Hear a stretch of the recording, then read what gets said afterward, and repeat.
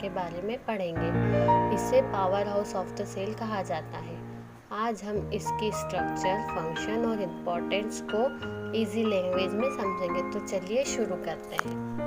What is mitochondria? सबसे पहले जानते हैं माइटोकॉन्ड्रिया होता क्या है। माइटोकॉन्ड्रिया एक मेम्ब्रेन बाउंड ऑर्गेनेल है जो मोस्टली यूकैरियोटिक सेल्स में पाए जाते हैं। इसका मेन फंक्शन सेल के लिए एनर्जी बनाना होता है। ये एनर्जी एटीपी के फॉर्म में स्टोर होती है। Why is it called power house? अब सवाल आता है कि माइटोकॉन्ड्रिया को power house of the cell क्यों कहते हैं? क्योंकि यही एटीपी प्रोड्यूस करता है। एटीपी का फुल फॉर्म है एडिनोसिन ट्राइफॉस्फेट्स। सेल के अंदर जितने भी इम्पोर्टेंट काम होते हैं उन सब के लिए एटीपी एनर्जी प्रोवाइड करता है।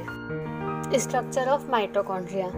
अब देखते हैं माइटोकॉन्ड्रिया की स्ट्रक्चर। इसमें outer membrane, inter membrane space, inner membrane, cristae, matrix, mitochondrial DNA और राइबोसोम्स होते हैं। अब इन सब पार्ट को डिटेल में समझते हैं। ये माइटोकॉन्ड्रिया का लेबल डायग्राम है।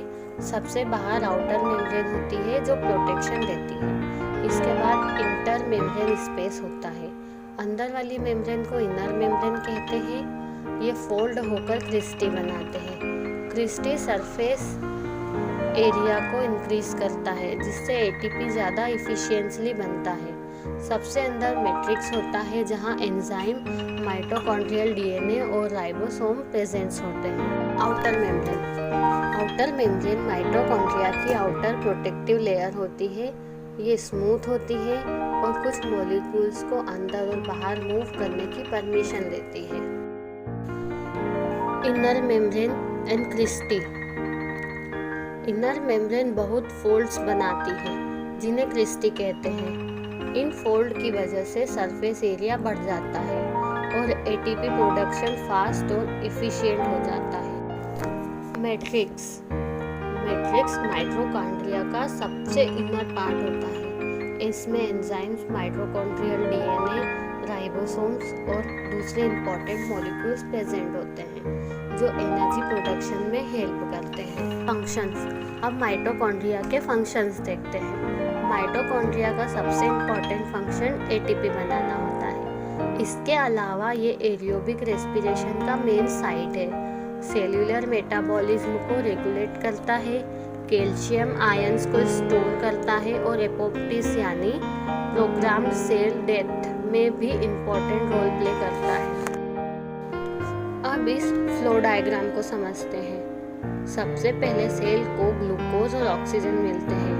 ये दोनों माइटोकॉन्ड्रिया के अंदर सेल्यूलर रेस्पिरेशन प्रोसेस से गुजरते हैं। इस प्रोसेस के बाद एटीपी यानी एनर्जी प्रोड्यूस होती है।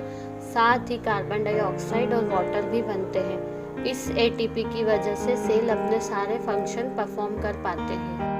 माइटोकॉन्ड्रिया को सेमी ऑटोनोमस ऑर्गेनेल कहा जाता है क्योंकि इसके पास अपना डीएनए और अपने राइबोसोम्स होते हैं। ये कुछ प्रोटीन्स खुद बना सकते हैं और इंडिपेंडेंटली डिवाइड भी कर सकते हैं। Mitochondrial DNA.